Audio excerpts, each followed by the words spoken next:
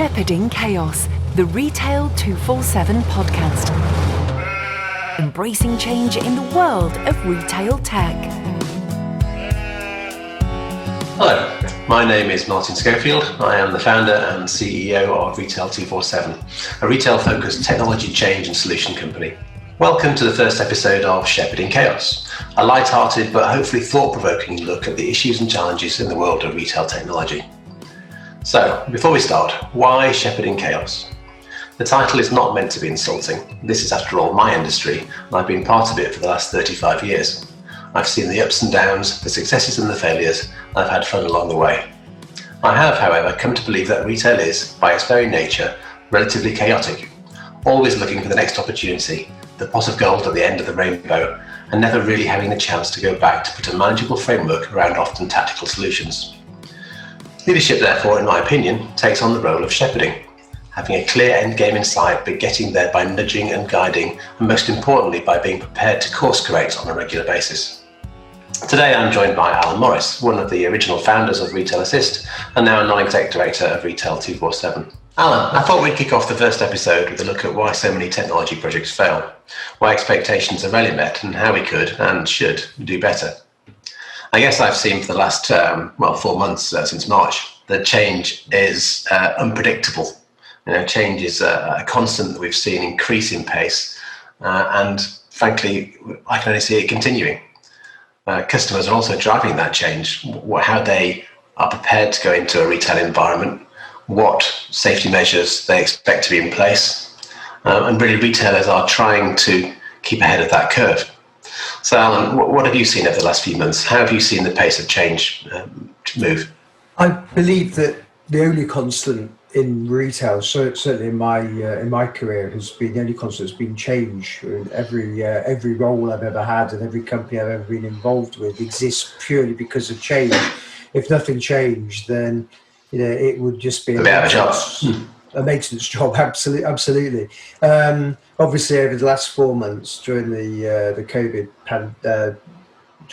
pandemic, everything's changed. It's not just retail that's changed. It's everything's changed. Everybody's opinions have changed. The way that we live our everyday life has changed, and it's happened over a very, very short period of time. Sort of things now we take for granted of sort of jumping out of your car and putting a face mask on before you go into a shop. If somebody had said that's what you're going to be doing in August, back in January, you really wouldn't have given that too much credibility as a statement of fact for the future. But it's happened, and we're used to it, and it's becoming second nature. But I guess the lesson that we learn, you talk a lot about the new normal, and people try to guess about what the new normal is going to look like, and I think that's really dangerous, because the new normal, I think we're going to have this constant refresh of the new normal. We're not going to get to a point where we're now in the new normal. It's going to stay like this for the next 5 or 10 years. From a retail perspective, the new normal is going to be continually reinvented, and whilst I believe there was never a constant normal in retail. Everything changed. Back from 1994, when people started buying online, through to how much online traffic that goes through now. Retail has always been changing, but we're going to have to get used to dealing with change better and more quickly.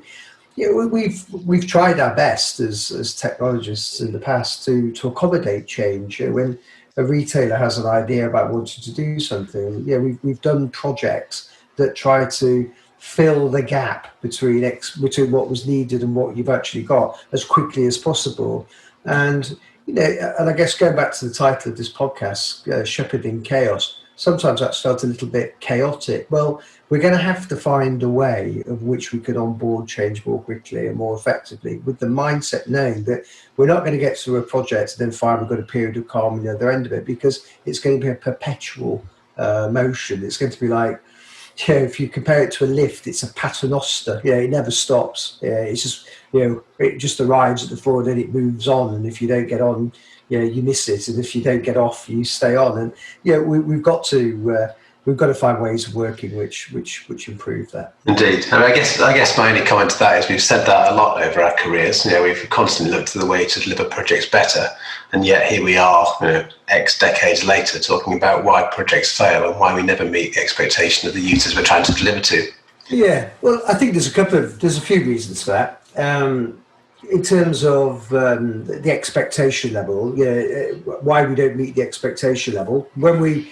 When a retailer starts a project, the reason they start a project is there's a gap in the capability of that retailer to be able to do something they need to do.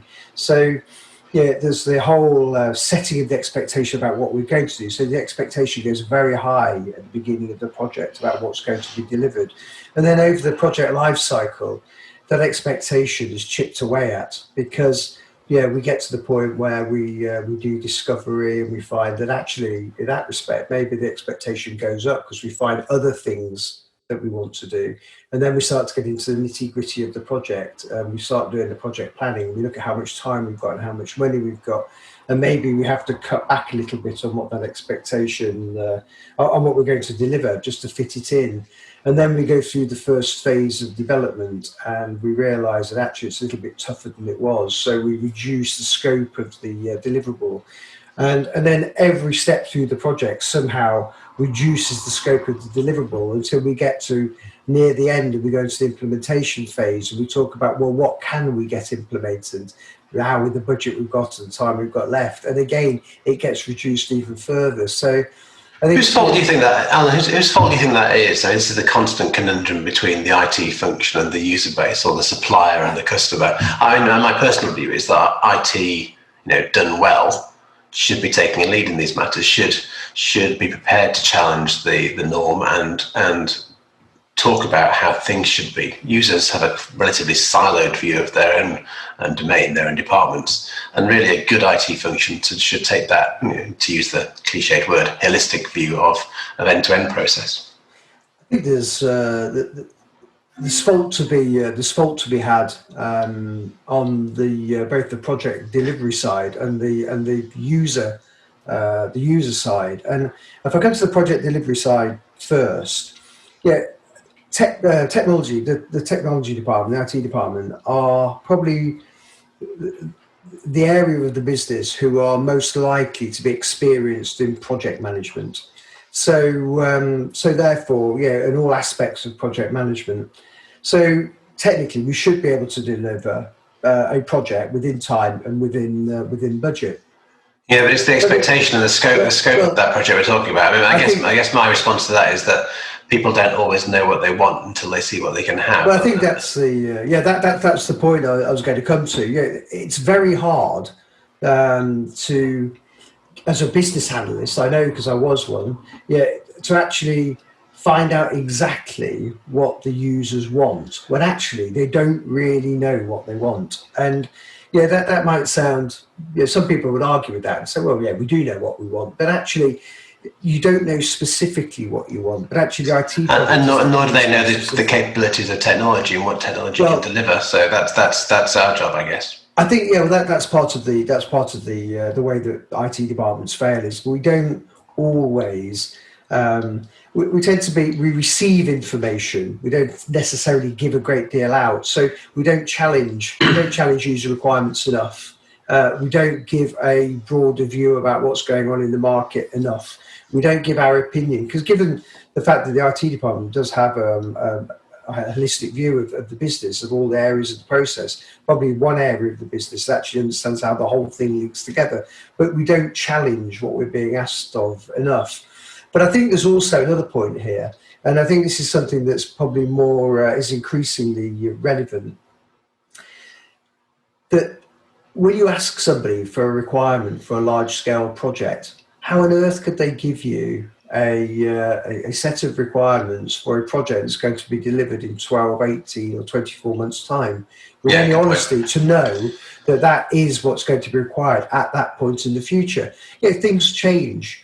We've just been talking about how quickly things change, and that's going to continue to be the case. I think the days of the large project to deliver functionality that's needed now to improve a customer engagement, for example. The idea of a large project to do that, I think those days are dead. We've got to find a way in which we can build an infrastructure that enables us to do short projects that don't necessarily have a start, a middle, and an end. It's a continual process of re-engineering certain parts of the application and the systems infrastructure.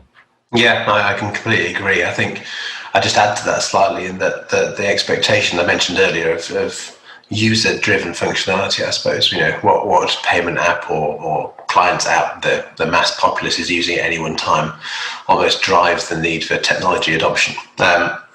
And therefore, by definition, some of these apps are very transient and almost disposable. So the retailers' need to keep pace with those changes is ever increasing. So I think we need to get to a two-tier proposition, one where we focus back on the core of retail, the basic building blocks of product and customer and product and price. Get those in place, get those to be robust, reliable, visible, and accurate. And then really just for the rest of the game, acknowledge the fact that we're going to have to develop things quickly and potentially ditch them and rewrite them again, depending on customer opinion. I think you're absolutely spot on. And the idea of actually the two-tier approach to systems and the way they should be deployed is probably something that every retailer should think about. You almost want a team of people who are on tier one, which is the infrastructure layer, the product, the price, the customer, and the inventory layer. And then your team who are working in the customer engagement and area where apps come in and go out very, very quickly, and where there's a completely different set of thinking by not just the IT department, but also by the business, by the finance department who are cost justifying, by the users who are using the apps. We are constantly going to be evolving that layer of the application infrastructure, and I guess.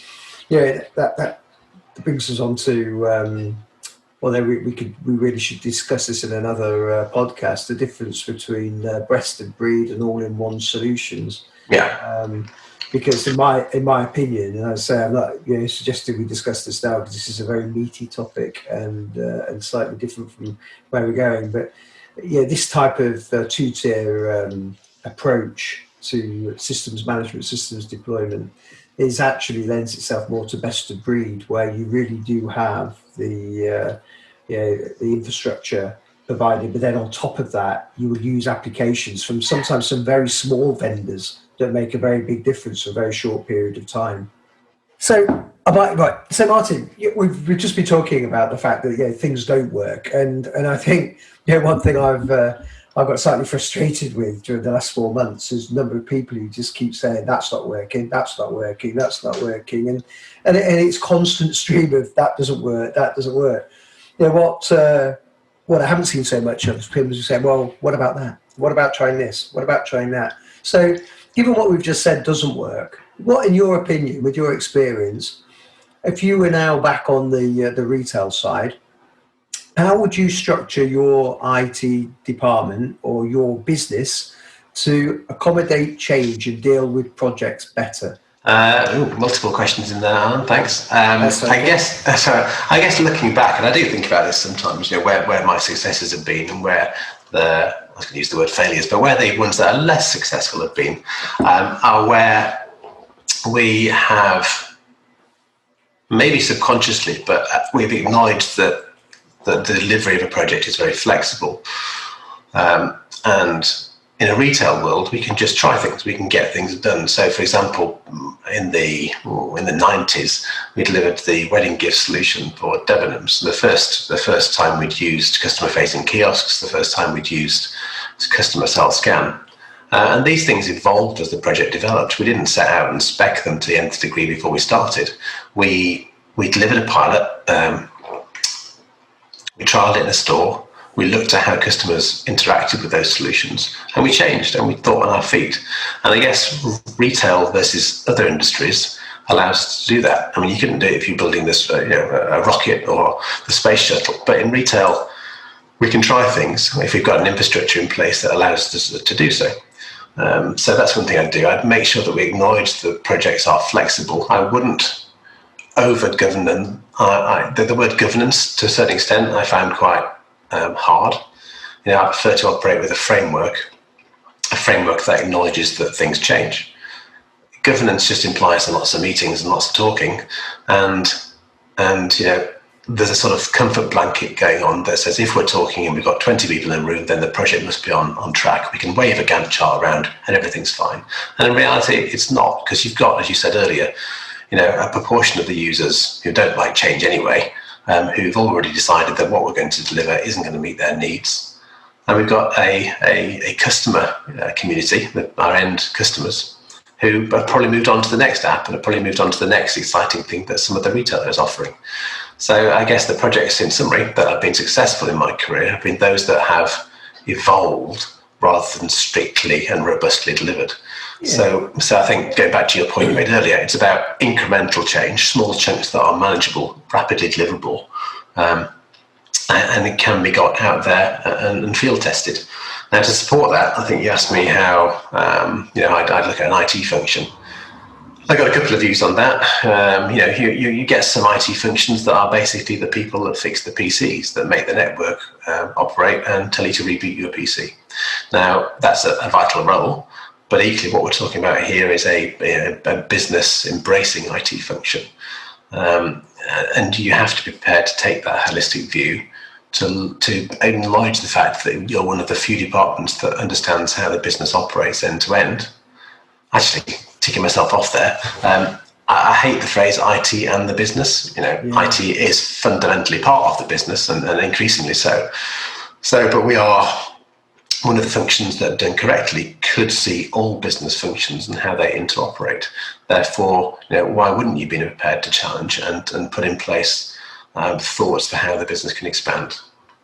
I think people are individuals. There's no rule book around who you should talk to and who you should engage for any particular project. Stakeholders will vary function to function and business to business. You've got to find the right individuals who have an interest and who you can work with to deliver what's actually needed rather than what's thought of as required. So I think there's hopefully some points in there, Alan. What can you contribute? I agree. Very little other than the fact I agree with you, I guess. I think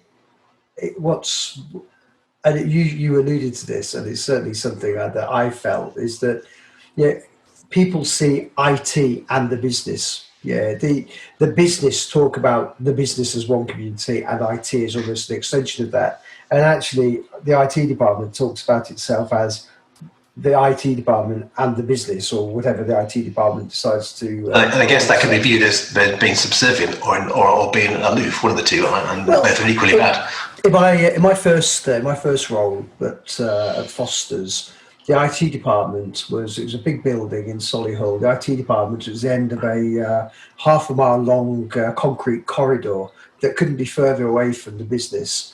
And when I was approached to join the IT department, the challenge that we were given was, we feel too remote from the business. And you think, well, physically you're remote. There's a load of concrete and dark corridors between us and the business. And actually, there is nobody in the IT department who understands anything about how the company works. We understand how to keep the systems going, the mainframe, and so forth. But of course, in those days, IT was a small part of what retailers did. It made things more efficient and it helped in certain areas. But nowadays, technology is so interwoven with how a retailer works. It's like, how can you possibly marketing, sales? It's all about technology. Technology's got a massive part to play, and I think that it's almost like retailers need to rethink about how they're structured, and this is not just about how it relates to technology. It's probably about how it relates to other areas of the business with the multiple channels. But in particular, I think that the technologists should be sat side by side in a multidisciplined team with the merchandisers, with the logistics people, with the retail ops people, where actually they are part of that team. So they get to know the operation a lot better, get to know how things are working a lot better. They can share ideas, the technologies could share ideas with I can't do it myself now. I'm too conditioned with the business, I was going to say, but with their colleagues, with their peers who might be merchandisers or might be retail ops people or marketeers or whichever area of the company they're operating in, sharing ideas. So you've got this constant connect between the technology and what the business is trying to achieve. There are too many. The number of times when I've spoken to IT directors about their IT strategy, and you talk about their IT strategy. So, what is your IT strategy? And I think sometimes people misunderstand what a strategy is. To me, a strategy is a way of getting from where you are now to where you need to be. And where you need to be is where the vision for the company is. And therefore, if the vision for the company needs to include every aspect of its operation closely woven together, where every move that something makes, it's balanced off by another area, and everybody contributes together in a constant thing. You can't have a technology strategy that has got no bearing on the business strategy, but you can't truly have a combined strategy unless everybody's working together as one team. Yeah, and I actually prefer the word vision to strategy. Strategy to me implies, rigidity, and this is maybe wrong, just in my head, but rigidity and this is the path, we must follow it regardless. Whereas vision, I'd like to set, and then projects we do because of the environment will sometimes vary from that strategy, from that bit of vision. But I think as long as we're gently heading in the right direction, as long as everything we do, every decision we make, we take consciously with its contribution to that vision. There's nothing wrong with being tactically strategic, if you like. We can take short-term actions that either head us in that direction or consciously head us in a slightly different direction for a short period of time. You've got to, the idea of having a strategy that you never deviate from is completely flawed, because how could you possibly accommodate changes like we've had over the last 4 months? You can't. Indeed. We're not doing this, it's not strategic. But vision is vital. Vision's vital in any business, regardless of whether it's a retailer or any company, any organisation. Yeah, and that vision will evolve depending on environment, circumstance, and capability. It will. But going back to what we were saying about better definition of requirements, it's very easy with the amount of technology that's going on at the moment to think, this technology does this, we need that. Well, actually, does it tie up with what you're trying to do as a business? Part of the vision for retail would be, how do we want to interact with our customers? What type of relationship do we want? And then the type of relationship you want, how you deliver that relationship will change as new technologies come available and different ways of interaction. But fundamentally, that link up is still going to be the same. If you're a retailer where it's all about price and you don't really need that closeness with the customer, it's just a case of people come in to buy from you because you've got products that are significant at a price point that makes them so appealing and attractive to customers, then you don't really need to coax them through the door. But if you're selling a luxury branded item or somewhere in between the two, you perhaps do, where there's more competition, where your price point isn't radically lower than anybody else's, where there is, you've got to build a personal bond. Well, how you build that personal bond, if that's your vision, that we want to be on first name terms with our customers, then great, that's your vision. How you maintain that will keep changing as new technologies become available, and that's what we're going to have to keep track with. And traditional projects where we're setting off on an improved customer engagement project for the next 2 years. Well, I'm sorry, but nobody knows what the customer engagement technology is going to be in 2 years' time. We really should be looking at, well, if we've got the infrastructure.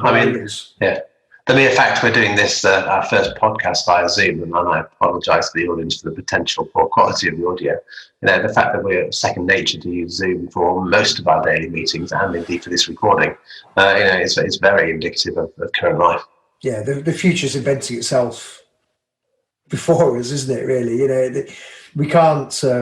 I don't believe there's any futurologist who could actually tell us exactly what the future is going to be. I mean, if somebody could tell us what to buy and when to buy it and when to implement it and then when to de-implement it now for the next 2 years, if somebody could actually do that, that would be fantastic. But I haven't actually, and I do read a lot of people prophesizing about what is going to happen. But yeah, I go back to the when I mentioned in 1994 when there were so-called experts in the field who were telling me that, telling anybody who would listen, that even though the first item had been sold on the internet, Sting's album 10 Summoners Tales, the first item sold in 1994, that actually the only things that were ever going to transact on the internet were books and CDs and things that could go through people's letterbox. Yeah, the idea about people buying fashion on the internet, this was never going to happen because, how could it possibly happen? People love to go shopping. People like to go to shopping centres. Yeah, quite.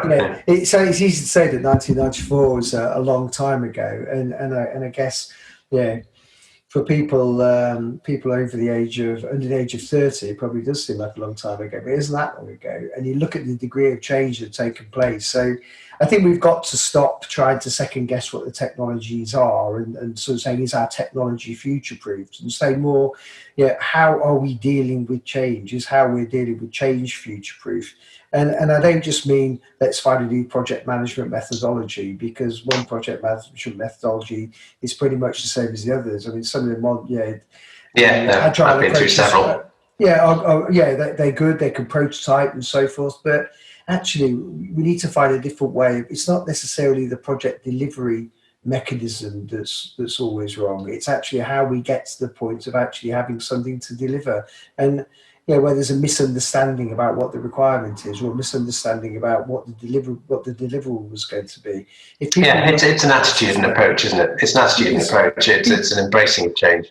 People have got to work together more closely. The business has got to be the business fully incorporated. If you look at ASOS, ASOS are fundamentally a technology business.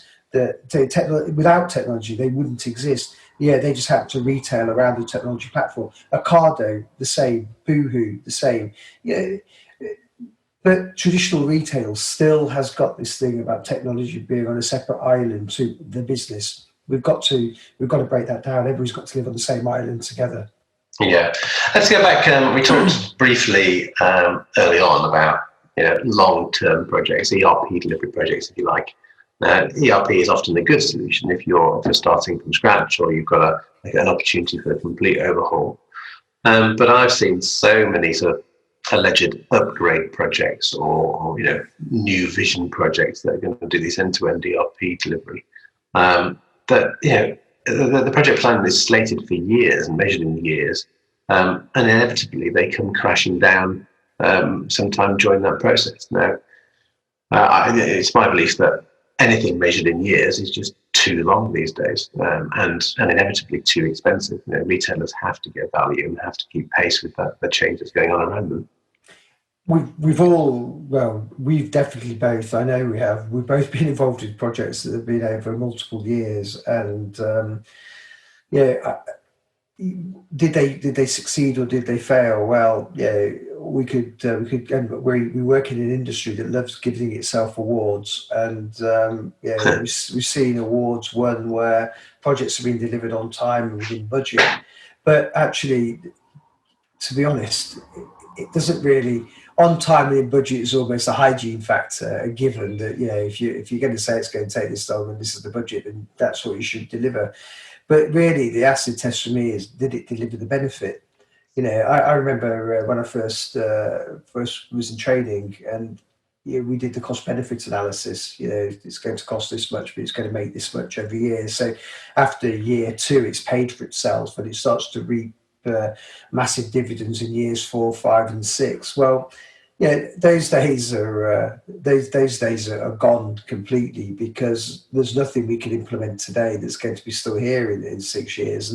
Actually, I agree, unless we go back to the point we made earlier about putting in place this sound foundation that enables our future. So the effort I've been putting in is to, actually, if I make a sub point, I've also seen in these large projects, and any project we start on these days, an increasing amount of the cost and time and effort and ultimate confusion and chaos is around, integration, and integration and migration, and integration of a plethora of legacy solutions that are a collection of roadblocks, if you like, rather than actually any systems that are providing benefit and contributing to how we operate. So I guess I'd be focusing my effort on going back to sort out the foundation to say, actually, okay, let's look at all these legacy systems we have. We haven't got the cash, time, effort, inclination to repair them all at once, but let's look at consolidating and getting real, strong, accurate visibility of those core foundation elements.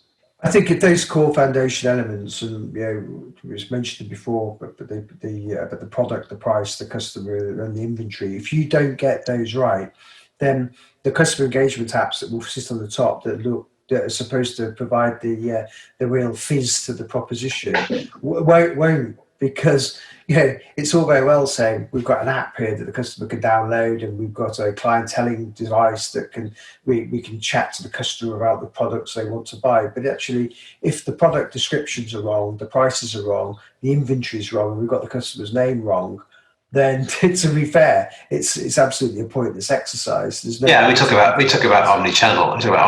And every retailer wants to be omni-channel capable. But if you're operating on a set of systems that you have to scratch together a stock position, or worse than that, and we'll talk about that probably in the forecast. You've got a podcast. You've got a stock accuracy level measured in the 60s percent-wise. Then almost what's the point? You're making a promise to the customer without a conscious ability to deliver it. You made a point earlier about about projects and just how. With governance and how, and I was, my mind was going down a line of, we can have the perfect project, but actually the reality is that retail moves so quickly that by and large, I think retail solutions, if they need to, if they're approximately right, it's better than being precisely wrong. Yeah. But that's the project. But actually, when it comes down to stock, things like stock figures and price, they have to be exactly right. I had a shopping experience last year. I went to buy a sofa from a well-known department store, and they were looking at, they had it in stock, and the person that was dealing with me said, "We've got 4 different stock numbers for this item, and they're all different."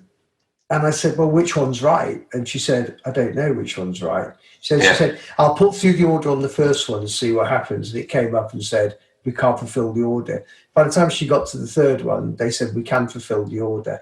And I thought, crikey, that's just optimistic at best. On one hand, you'd say, I was with my wife at the time, who was obviously never worked she had worked in retail technology. And she said to me afterwards, "That's great customer service, wasn't it?" And I said, "No." I said, it was nice customer service because the person who dealt with me was excellent. She was really, very helpful, very accommodating, very pleasant. But actually, I felt frustrated that she couldn't go and look at the screen and say, "Yes, we've got some in stock, and this is the order number, and the price is right, the descriptions are right, and the stock's right." Yeah. And that's because this company had she had it on her she had it on an iPhone or other mobile. This is one of the partners, yes, and you just looking at the screen, you think, "This is a great little app. It's really useful for the person to have it in their pocket." But actually, the information it had available was inconsistent and in some cases wrong. So you can't. Moving back to your 2-tier approach. Tier 1, the foundation layer, is absolutely vital and will determine the success of tier 2, which is the customer engagement layer. Because if you just can't provide that data through in a consistent and accurate format, the rest of it is a complete waste of time. Sorry, I was just saying, I was just going to say your experience there. It sounds obvious, but it isn't unusual. I've been into a number of retailers where, again, you can see how they've got to that position, and I've worked in the environments and probably caused some of this myself. You make decisions at any point in time; they're the best decisions you can make, and you're forced to hit timescales that the retailer wants you to hit. but actually you end up with creating a spaghetti layer of legacy chaos. And the number of retailers I've been to that don't have one stock position, don't have one sales position. Chances are the customers are splattered around all that information, those legacy solutions as well. If we sat back and said, we got some senior retailers and said, what do you need most? Well, it would be that. It would be, what's my stock? Who are my customers? Where is that stock? What's the product information about it? And how much are we going to sell it for? It's not rocket science. It's not rocket science, and you're right. And this goes back to, we mentioned vision. If you've got a vision that you want to be able to have this type of relationship with your customer, then out of that falls some prerequisites, and the prerequisites go down to the fact you've got to be able to provide consistent and accurate data to feed the systems, because it's not rocket science. And I think sometimes we talk about innovation and businesses need to be more innovative, and look how innovative this particular business is, because you look at their technology and think, wow, that is really quite sort of NASA grade technology. But for most retailers, you could get a very simplistic thing that isn't rocket science, that, if you excuse the cliche, can still fly you to the moon, in terms of customer engagement, because it is simple stuff, and it is just getting the right data, making the right data available in a timely and efficient manner, so that when I look at the iPad and or the clienteling device, you take for granted that the information it's providing you is correct.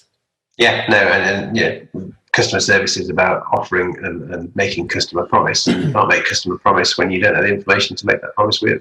No. So it's basic. So going back to go back onto the thread of our view about our projects, loose thread, project management. Our loose thread. How, given everything we said is valid, and again, this ties up perfectly with the chaos, because you could close your eyes and you can see all these people running around and it just looks slightly chaotic. But there is a certain beautiful symmetry about retail that, although it's chaotic, if you actually get it right, then it can be excellent, and it can be excellent for a period of time. There's no retailer, I don't think, that is going to be and has been top of their game forever. They're always number one. I remember as a child, my mum would only ever buy from Marks and Spencer's because they were a top retailer. Well, that's not the case anymore. And other businesses which have been and gone, and other businesses now which are shining brightly as bright stars in the sky, but their time will go. They'll fade, and they'll fade because they don't change quickly enough. They're not innovative. They're not reinventing themselves. They're not reinventing themselves quickly enough. Well, if you've got to do that, set us up, then we have to find a way of making technology projects work in such a way that retailers can continually reinvent themselves, to stay relevant to the market. And as their customer changes, as newer customers come in, that they're still relevant to a changing set of requirements. If technology projects aren't deployed better, then the opportunity is going to be lost. And as we started off this view, it's only going to get worse, or if worse is the right word. The next generation is used to the likes of Snapchat and the likes of Facebook and the likes of all these other social media platforms that have come and gone and grown hugely. Snapchat, whatever, I read some stat the other day, it loses £2 million a day. And is worth, when it floated, what was it, $22 billion? How is that possible? That's probably for another discussion. But equally, the youth of today, who are the customers of tomorrow, use it on multiple times a day for everything from communication to buying to locating their friends and seeing where they are. And if those sort of mammoth organisations can come in our lifetime, not in our lifetime, just over the last few years, then what does the future hold? And it's okay. Younger generations have always been more accepting of technology to begin with, but it is actually going up the across the different age groups as well, especially, and again with the COVID crisis. You go to a restaurant or a pub now, and you can't approach the bar anymore. You have to download the app and you have to order your food and drinks from your phone, and you pay on your phone. So the only interaction you've got with the people who work in the environment, in the establishment, are when they bring your food or drinks to you. Well, yeah, it's not just our children's generation of doing that. Yeah, we're doing it, and I've always been I'm a bit of a gadget freak. I try every new type of technology because it just interests me. But even people who don't, who aren't openly interested in technology, will use it as a matter of course, because that is now the new normal about how people interact. So, the use of technology is far reaching. Yeah, I'm just got a slight segue here. I might bring it back. Well, time will tell. But you mentioned that the new norm is wearing a face mask, going to the bar, only interacting with the customer in pubs, etc. I find that so variable. The number of pubs and restaurants and establishments I've been to over the last few weeks, some feel completely normal. There's a vague gesture at distancing, but not a huge amount. Some make you scan a barcode on the table to get the menu on your phone, and then they lean over you with the glass and the cutlery. So one I went to the week felt like I was in a hospital cubicle. There were plastic screens erected around each table, and it was like completely atmosphere free. So I guess what I'm loosely point I'm making there is that the adoption of new standards is interpretive and it is very variable between organisations. Well, and that's just another layer of change and adoption of change. I'd like to shy away from, or not shy away from the new normal for the definition of people wearing face masks, but I think that's the current normal as opposed to the new normal, because hopefully that's tomorrow. Hopefully that won't last forever, because nobody, I don't think anybody particularly enjoys wearing a face mask. It's a necessary it's a necessary thing at the moment, because obviously trying to reduce the spread of the virus. There's going to have to come a time when that's not the case. I can't believe that people are just going to accept that and we're all going to continue to wear masks forever. Although saying that, I'm saying I can't believe that's going to happen. If you said to me in January we'd be wearing a face mask now to stop at a service area on the M1 to fill up with petrol like I did last night, I wouldn't have thought that was going to be normal either. So I'm not going to say it's definitely not going to happen. I just like to think it's not. Yeah. But we've. Sorry. Yeah. No, as I say, that's probably a good note to conclude on, I guess, this time round. And I guess we'll bring this first episode to a close. So, in summary, I think we said that we must strive for a business-engaged IT function that's not afraid to lead and to challenge, and welcomes and embraces a flexible approach to project delivery. And it's that flexible approach that will guarantee success for the future. But we've got to support this with a technology architecture that also embraces flexibility and uncertainty and empowers us on the journey to sustainable change. So I guess, Alan, thanks for today. See you next time on Shepherding Chaos, and hopefully we'll be face to face at some point in the not too distant future and improve our recording quality. Absolutely. Thanks, Martin. Okay, cheers, Martin. Shepherding Chaos, the Retail 247 podcast. Join us next time for more tech views and insights from the people who know.